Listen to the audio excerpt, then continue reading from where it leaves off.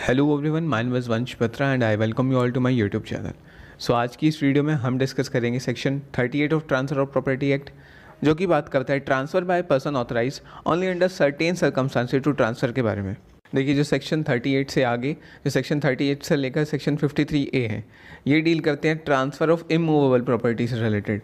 जो सेक्शन 6 से लेकर 37 तक थे वो मूवेबल्स एंड इमूवेबल दोनों से डील करते थे। आगे जो सेक्शन 38 से 53A हैं, ये इमूवेबल प्रॉपर्टी से ही डील करते हैं।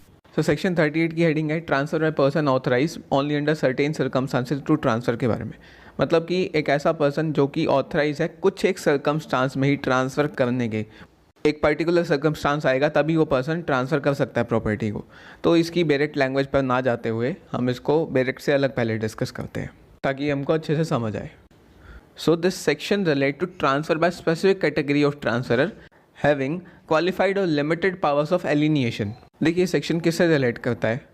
देखिए, ये सेक्शन बात करता है उन ट्रांसफरर से जिनके पास एलिनिएशन की पावर जो होती है, पावर ऑफ एलिनिएशन मतलब कि ट्रांसफ़र करने की पावर लिमिटेड होती है। Who can transfer property not generally like an owner but can do it only in certain variable circumstances। जो उस प्रॉपर्टी को ट्रांसफ़र कर सकते हैं सिंपल ओनर की तरह नहीं, पर कुछ एक सर्कमस्टांस एग्जिस्ट करने पे ही वो जो ट्रांसफरर्स हैं वो ट्रांसफ़र कर सकते हैं उस प्रॉपर्टी को। They have limited powers of alienation, उनके पास लिमिटेड पावर्स होती हैं प्रॉपर्टी को एलिनिएट करने की, ट्रांसफ़र करने की। एंड वो जो पर्सनस हैं, वो जो ट्रांसफरर्स हैं, अगर वो अपनी पावर से एक्सीड करते हैं तो वो जो ट्रांसफ़र है वो वॉइड भी डिक्लेयर हो सकता है। ये प्रिंसिपल अप्लाई होता है जनरली पर्सनल लॉज या फिर फैमिली लॉज पर। इससे रिलेटेड कुछ एग्जांपल देखिए, हिंदू लॉ में क्या है, हिंदू लॉ हम सब ने स्टडी करा है। हिंदू लॉ में जो कर्ता होता है किसी भी हिंदू जॉइंट फैमिली का, तो वो जो करता है वो प्रॉपर्टी को कब एलिनिएट कर सकता है, कब ट्रांसफ़र कर सकता है प्रॉपर्टी को। The permission to sell is available not generally but only. करता जो होता है उसके पास नॉर्मली जनरली परमिशन नहीं होती प्रॉपर्टी को एलिनिएट करने की, बट कुछ एक सर्कमस्टांसेस में ही वो ट्रांसफ़र कर सकता है प्रॉपर्टी को। कब कब कर सकता है? When there is a legal necessity, जब जरूरी है, लीगल नेसेसिटी है। कर्ता के पास जो जॉइंट प्रॉपर्टी होती है किसी भी हिंदू फैमिली में, तो उसके पास जनरली ये परमिशन नहीं होती कि वो उस प्रॉपर्टी को सेल कर दे, बट कुछ एक सर्कमस्टांसेस में ही वो सेल कर सकता है। कौन कौन से सर्कमस्टांसेस हैं वो? When there is a legal necessity, जब किसी तरीके की लीगल नेसेसिटी जरूरी है वहाँ पर वो प्रॉपर्टी को ट्रांसफ़र करना। When transaction would amount to benefit of estate, जब उस प्रॉपर्टी से कुछ बेनिफिट निकल कर आ रहा है। 15 लाख की प्रॉपर्टी है, 20 या फिर 25 लाख रुपए मिल रहे हैं उसके, तो एक तरीके का ये बेनिफिट हो गया। When it is for the performance of indispensable religious and charitable duties, जब एलिनिएट करना जरूरी है ताकि रिलीजियस या फिर चैरिटेबल ड्यूटीज़ परफॉर्म हो सकें। तो इन्हीं सर्कमस्टांसेस में जो करता है जॉइंट फैमिली का, वो जॉइंट हिंदू फैमिली को ट्रांसफ़र कर सकता है, आगे एलिनिएट कर सकता है। इसके अलावा सेकेंड एग्जाम्पल, कोई गार्डियन है, वो माइनर की प्रॉपर्टी को तभी एलिनिएट कर सकता है जब माइनर की नेसेसिटी है वहाँ पर। तो जब ये सिचुएशन या फिर जब ये सर्कमस्टांस एग्जिस्ट करेगा तभी वो जो गार्डियन है वो उस प्रॉपर्टी को एलिनिएट कर सकता है। यूं ही करता कुछ सर्टेन सर्कमस्टांसेस एग्जिस्ट करने पे ही ट्रांसफ़र कर सकता है प्रॉपर्टी को। तो यहाँ पर क्या है, व्हेन दीज पर्सन, जब ये लोग हैं ना, या फिर कर्ता हो गया या फिर लगा लीजिए जो गार्डियन हो गया, जो एक स्पेशल सर्कमस्टांस एग्जिस्ट करने पे ही उस प्रॉपर्टी को एलिनिएट कर सकता है, आगे ट्रांसफ़र कर सकता है। जब ये एलिज करते हैं उस सर्कमस्टांस का एग्जिस्टेंस कि ये सर्कमस्टांस आ गया है जिसमें हम प्रॉपर्टी ट्रांसफ़र कर सकते हैं, एंड दी ट्रांसफरी, एंड वहाँ पर जो ट्रांसफरी है ना, ट्रांसफरी जो है रीजनेबल केयर वहाँ पर यूज़ करता है। वो ये देखता है कि ये सर्कमस्टांस एग्जिस्ट करता है या फिर नहीं करता, वो इंक्वायरी करता है इस बारे में। And has acted in good, and transferee यहाँ पर गुड फेथ में एक्ट करता है। ठीक है ना, वो पर्सन कह रहे हैं कि ये सर्कमस्टांस एग्जिस्ट करता है, ट्रांसफरी उस बात की इंक्वायरी करता है, गुड फेथ में वर्क करता है, एंड वहाँ पर प्रॉपर्टी ट्रांसफ़र हो जाती है मान लीजिए। तो उस केस में क्या होगा? After this the law will presume that the transfer is valid. Law यहाँ पर ये प्रिज्यूम करके चलेगा कि ये जो ट्रांसफ़र है ना बिल्कुल वैलिड ट्रांसफ़र है, सभी राइट्स ट्रांसफरी को ट्रांसफ़र हो चुके हैं यहाँ पर। The actual existence of circumstance is not a condition president. वो जो सर्कमस्टांसेस है ना उनका एक्चुअल में एग्जिस्ट करना जरूरी नहीं है। जो स्पेशल सर्कमस्टांसेस है जिसमें कर्ता या फिर जो गार्डियन हो गया, जैसे कि हमने पहले डिस्कस करा, जब वो प्रॉपर्टी को ट्रांसफ़र कर सकते हैं, एलिनिएट कर सकते हैं, उन सर्कमस्टांसेस का एक्चुअल में प्रेजेंट होना जरूरी नहीं है। वो जो ट्रांसफरर है अगर वो कह रहा है ना कि सर्कमस्टांस एग्जिस्ट करता है जिसमें मैं प्रॉपर्टी ट्रांसफ़र कर सकता हूँ, एंड उसके बाद ट्रांसफरी ने वो वैल्यू के लिए परचेज किया प्रॉपर्टी, कंसिडरेशन के लिए परचेज किया प्रॉपर्टी, वहाँ पर रीजनेबल केयर रखा है, गुड फेथ में वहाँ पर एक्ट करा है, तो यहाँ पर लॉ ये प्रिज्यूम करके चलेगा ये जो ट्रांसफ़र हुआ ना बिल्कुल वैलिड ट्रांसफ़र हुआ है। अगर यहाँ पर ट्रांसफरी ने एक बार ये सब कुछ कर लिया ना, रीजनेबल केयर इंक्वायरी कर ली, बोनाफाइड ट्रांसफरी एंड उसने कंसिडरेशन के लिए वो प्रॉपर्टी परचेज की है, तो उसके बाद उसकी ड्यूटी खत्म हो जाती है। उसको ये मतलब नहीं है कि जो उसने मनी दी है ना ट्रांसफरर को, वो मनी ट्रांसफरर जो है वो कहाँ अप्लाई कर रहा है, उसकी ये ड्यूटी नहीं बनती। एक बार उसने रीजनेबल केयर वहाँ पर रख लिया, वो बोनाफाइड तरीके से चल रहा है, तो लॉ वहाँ पर ये प्रिज्यूम करके चलेगा और ट्रांसफ़र वैलिड है। तो हम एक तरीके से कह सकते हैं कि जो सेक्शन है ये ट्रांसफरी को प्रोटेक्ट करता है कि उसने अगर रीजनेबल केयर रखा है, इंक्वायरीज कर रहा है एंड वो गुड फेथ में चल रहा है, तो उसके बाद वो जो ट्रांसफ़र है वो वॉइड डिक्लेयर नहीं होना चाहिए, लॉ उसको वैलिड प्रिज्यूम करके चलेगा। तो सेक्शन 38 में यही चीज़ लिख रखी है। सेक्शन 38 की डायरेक्ट लैंग्वेज पर आते हैं। ये कह रहा है कि where any person authorise only under circumstances in nature variable to dispose of immovable property. जब एक पर्सन कुछ एक सर्कमस्टांसेस में ही इमूवेबल प्रॉपर्टी को डिस्पोज ऑफ कर सकता है, इमूवेबल प्रॉपर्टी को एलिनिएट कर सकता है, वहाँ पर वो पर्सन ट्रांसफर कर देता है उस प्रॉपर्टी को, transfer such property for consideration aliasing the existence of such circumstances. And वो कहता है कि ये सर्कमस्टांसेस एग्जिस्ट करते हैं। कौन से सर्कमस्टांसेस?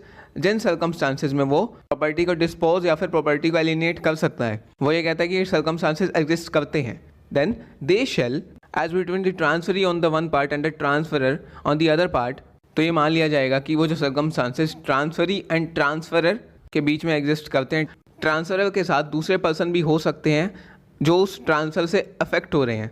जैसे कि अगर हिंदू जॉइंट प्रॉपर्टी का अगर ट्रांसफ़र होगा तो वहाँ पर बहुत सारे पर्सन होंगे कर्ता से अलावा जो कि वहाँ पर इफेक्ट होंगे उस ट्रांसफ़र से। तो यहाँ पर मान लिया जाएगा कि वो सर्कमस्टांसेस एग्जिस्ट करते हैं, be deem to have existed if the transferee, अगर transferee after using reasonable care to ascertain the existence of the circumstances has acted in good faith। अगर वहाँ पर ट्रांसफरी ने रीजनेबल केयर एक्सरसाइज किया है ये देखने के लिए कि वो सर्कमस्टांसेस एग्जिस्ट करते हैं या फिर नहीं करते, एंड गुड फेथ में अच्छी नीयत से वहाँ पे वर्क करा है, तो ये मान लिया जाएगा कि ये सर्कमस्टांसेस एग्जिस्ट करते हैं एंड प्रॉपर्टी का यहाँ पर ट्रांसफ़र हो जाएगा।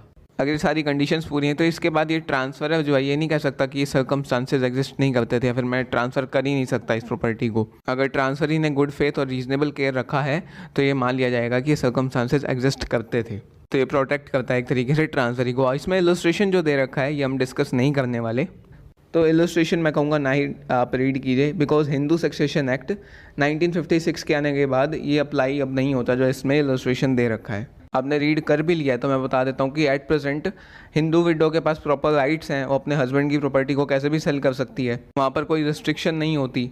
तो ये एग्जांपल यहाँ पे अप्रोप्रिएट नहीं है। जो पहले एग्जांपल्स हमने देखे कर्ता और गार्डियन से रिलेटेड, वही एग्जांपल्स आप ध्यान में रखिए। यहाँ पर एक लीडिंग केस की बात करते हैं हम, हनुमान प्रसाद वर्सेस एमएसटी बेबॉय। ये 1856 का प्रिवी काउंसिल का लीडिंग केस है इस सेक्शन के लिए। इस सेक्शन में जो लॉर्डशिप है उसने क्या यहाँ पर हेल्ड किया था, क्या ऑब्जर्व किया था। इन्होंने कहा था कि मैनेजर है, मान लीजिए एक इन्फेंट हीयर का, एक माइनर का मान लीजिए मैनेजर है, माइनर के पास एक एस्टेट है, एक प्रॉपर्टी है, उसका जो मैनेजर है वो हिंदू लॉ के अंदर उस एस्टेट को चार्ज नहीं कर सकता। चार्ज का सिंपल मतलब ये है कि किसी और पार्टी का इंटरेस्ट आ जाना उस एस्टेट में, तो वो मैनेजर ऐसा नहीं कर सकता। उसके पास लिमिटेड और क्वालिफाइड पावर है, वो सिर्फ तभी कर सकता है जब कोई नीड हो या फिर एस्टेट का बेनिफिट हो रहा हो। एंड मान लीजिए यहाँ पर वो जो मैनेजर वो ये कह रहा है कि लोन की रिक्वायरमेंट है, एंड लोन की रिक्वायरमेंट है तब मैं इस प्रॉपर्टी को चार्ज कर रहा हूँ।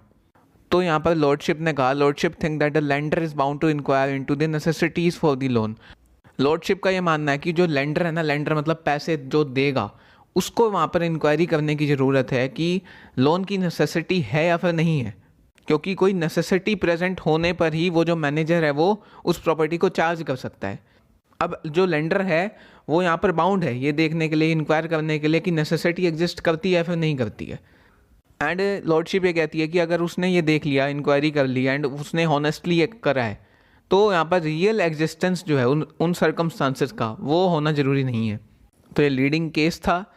यहाँ पर एक बात आती है कि बर्डन ऑफ प्रूफ किस पर रहता है कि प्रॉपर इंक्वायरीज हुई थी या फिर नहीं होती, वो सर्कमस्टांसेस एग्जिस्ट करते थे या फिर नहीं करते थे, वो बर्डन ऑफ प्रूफ यहाँ पर रहता है ट्रांसफरी पर। लास्ट में एक इम्पोर्टेंट एस्पेक्ट आता है यहाँ पर इस सेक्शन का कि वो जो एलिनिएशन होगा ना, कर्ता या फिर जो गार्डियन ट्रांसफ़र करेगा, वो वर्ड नहीं होगा बट वर्डेबल हो सकता है।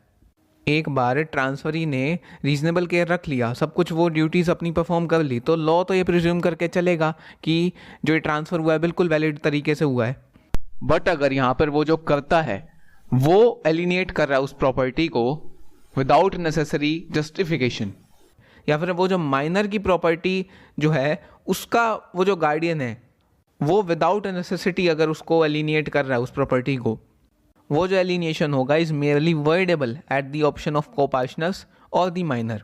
मतलब वो जो हिंदू जॉइंट फैमिली है उसकी बाकी जो शेयरर्स होंगे वो अगर सूट फाइल करेंगे तब जाके वो उस ट्रांजैक्शन को, उस एलिनेशन को वर्ड करवा सकते हैं, या फिर वो जो माइनर होगा वो अगर करेगा तो सूट फाइल वो उस एलिनेशन को वर्ड डिक्लेयर करवा सकता है।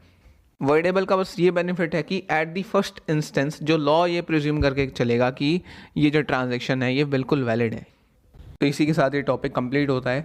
होप सो आपको ये वीडियो अच्छी लगी होगी। वीडियो अच्छी लगी हो तो प्लीज़ लाइक कीजिए एंड सब्सक्राइब कीजिए लॉ बाय वंश बत्रा यूट्यूब चैनल को, और भी लॉ टॉपिक से रिलेटेड वीडियोस देखने के लिए। And transfer of property act से रिलेटेड जो बाकी वीडियोज़ हैं आपको प्लेलिस्ट में मिल जाएंगी। सो यही था आज के लिए। That was it for today. Have a nice day.